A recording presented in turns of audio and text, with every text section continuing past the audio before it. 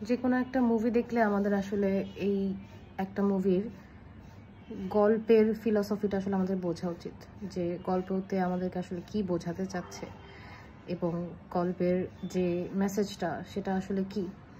তো অনেক কিছু আসলে থাকে, অনেক সাররিয়ালিস্টিক মুভি থাকে যেটা দেখে আমাদের কাছে মনে হয় যে এই গল্পে আসলে এটা একটা শুধুই একটা ঘটনা, কিন্তু আসলে ব্যাপারটা ওরকম হয় না। ব্যাপারটা এরকম হয় যে এই যে ঘটনাটা আসলে দেখাচ্ছে বা এই বা একটা ঘটনার মতো করে দেখাচ্ছে ঠিকই, কিন্তু এই পুরা এন্টায়ার গল্পটার হয়তো আরও কিছু ইনার মিনিং থাকে, যে ইনার মিনিংগুলো আসলে আমাদের ধরতে পারাটা হয়তো সেই সিনেমা দেখার জন্য খুব জরুরি। আমি আজকে খুবই আন্ডাররেটেড একটা মুভি নিয়ে কথা বলবো। আমি আজকে সকালবেলা, আমি জানি না মুভিটা আমি কেন দেখলাম, হঠাৎ করে আমার চোখে পড়লো, এই কারণে মুভিটা দেখলাম। এই মুভিটার নাম হচ্ছে ভিভারিয়াম নামের একটা মুভি। এটা হরর সাইফাই জনরা বলতেছে, science fiction, surrealistic science fiction horror film.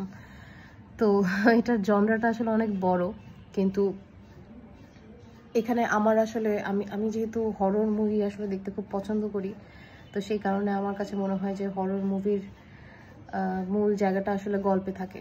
এটা খুবই আন্ডাররেটেড একটা স্টেটমেন্ট অবশ্যই, কারণ হচ্ছে হরর মুভির যে হরর মুভিতে কোনো গল্প নর্মালি থাকে না, অনেকটা অ্যাকশন মুভির মতো, যে আমাদেরকে আসলে হয়তো মানে টিপিক্যালি কোনো গল্প থাকে না আর কি, মানে আমাদেরকে একটা ভয়ের একটা কিক দেখায়, তারপরে হচ্ছে আমাদেরকে সেই মুভিটা নিয়ে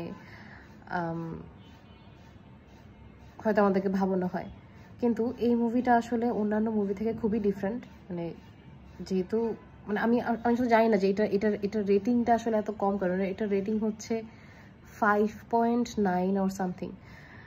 তো এখন আমার কাছে মনে হয়েছে যে এই মুভিটার রেটিংটা এরকম এই কারণে, এটার কারণ হচ্ছে যে মানে যেহেতু এটার জনরাটা হচ্ছে সাররিয়ালিস্টিক হরর জনরা, তো এই কারণে হরর ফিল্ম যারা দেখে তারা হয়তো একটা সার্টেন এক্সপেকটেশন নিয়ে আসছে যে এই মুভিটার মধ্যে হয়তো একটা হরর এলিমেন্ট থাকবে বা একটা জাম্প স্কেয়ার থাকবে, এরকম কিছু একটা। কিন্তু ব্যাপারটা এটা না আমার কাছে। মানে আমি আমি আমি আসলে এই মুভিটা নিয়ে কেন কথা বলতেছি, এটার কারণটা হচ্ছে যে এই মুভিটা আমার কাছে দেখে মনে হয়েছে যে এটার মধ্যে এমন একটা গল্প বলার চেষ্টা করছে বা এমনভাবে আসলে একটা গল্প দেখানোর চেষ্টা করছে যেটা আমাদের কাছে দেখে মনে হবে যে এটা খুবই সাধারণ একটা গল্প। একটা একটা মানুষ হয়তো কোনো একটা মেজের ভিতরে ঢুকছে, সেই মেজ থেকে সে বের হইতে পারতেছে না, তারপরে সে মরে গেল, তার খুব ট্র্যাজিক একটা মৃত্যু হইল। কিন্তু এই জিনিসটা আসলে মানে এই গল্পটা আসলে সেটা নিয়ে না। এই গল্পটার মধ্যে একটা ডিপার একটা মিনিং আছে, একটা ডিপার একটা মেসেজ আছে। সেই মেসেজটা আসলে আমরা যদি আসলে বুঝতাম, বা আমরা হয়তো মানে আমাদের বয়স যদি আসলে আরও কম হইতো, অথবা আমাদের যদি আসলে একটু আমরা হয়তো যদি অন্যভাবে চিন্তা করতাম, তাহলে আমাদের কাছে হয়তো মনে হতো যে এই মানে মুভিটা হয়তো টিপিক্যাল একটা মুভি। তো তখন আমার কাছেও জিনিসটা অদ্ভুত লাগতো, মানে মনে হতো যে খুবই ইনসিগনিফিক্যান্ট একটা মুভি। তবে এখানে আসলে পুরো একটা লাইফ লং একটা জার্নির কথা মানে বোঝানো হয়েছে, যে মানে মুভিটা অনেক ছোট একটা মুভি, অনেক ছোটও না, কতক্ষণের মুভি। আমি একটু এটা সামনে নিয়ে বসছি কারণ হচ্ছে যে আমি আসলে অনেক কিছু ভুলে যাচ্ছি, সকালবেলা দেখছি তো। এটা 97 মিনিটসের একটা মুভি। তো মুভিটার মধ্যে মানে একদম শুরু থেকে যেইভাবে জিনিসগুলো দেখানো হয়েছে, সেটার হয়তো টেকনিক্যাল ওরিয়েন্টেশন হোক বা আসলে সাজানো টেকনিক্যাল যে মানে গোছানোর বিষয় থাকে, সেটা হয়তো খুব একটা ভালো হয় নাই, কিন্তু ওভারঅল মুভিটার একটা ডেপথ ছিল। তো আমাদের জীবন খুবই অদ্ভুত একটা রকমে আসলে চলে। আমাদের জীবন একটা অদ্ভুত একটা মেজের মধ্যে বন্দি, যেই মেজটা আমরা আসলে ভাবি যে আমরা আসলে জিনিসটা নিজে ক্রিয়েট করতেছি বা নিজে হয়তো বানাচ্ছি, কিন্তু আলটিমেটলি আমরা আমি আসলে মেবি আমি আজকে গুছায় কথা বলতেছি না। মানে আমরা একটা মেজ আমরা বানাই, ঠিক আছে, আমাদের একটা সার্টেন একটা হোপ থাকে, একটা আশা থাকে যে আসলে আমরা এই মেজের মধ্যে আমরা ঢুকবো, বরং মানে এই মেজের মধ্যে অন্যান্য মানুষের সাথে যা হয় তা হয়তো আমাদের সাথে হবে না। আমাদের সাথে হয়তো জিনিসটা ডিফারেন্ট হবে, বা আমরা হয়তো জিনিসটা ডিফারেন্টলি চুজ করব, এই আশা নিয়ে আমরা সেই মেজের মধ্যে ঢুকি।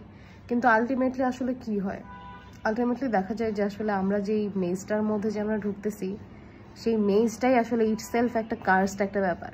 সেই কারণে আমরা আসলে এই মেজ থেকে আমরা বের হইতেই পারতেছি না হয়তো, এবং আমরা সেই মেজের মধ্যে ঢুকে, সেই লুপের মধ্যে ঢুকে দিনের পর দিন আমরা আসলে চেষ্টা চালাই যাই যে আমরা হয়তো একদিন এখান থেকে হয়তো বের হয়ে আসব, হয়তো আমরা একটা রিটায়ারমেন্ট প্ল্যান করব, অথবা আমরা একটু ডিফারেন্টভাবে আমাদের জীবনটা গুছাবো। কিন্তু শেষমেশ দেখা যায় যে মানুষের হাতে সেই সুযোগটাই আসলে থাকে না। তো এটা একদিক থেকে আসলে কি বলবো, এটা এক ধরনের স্যাড রিয়েলিটি। তো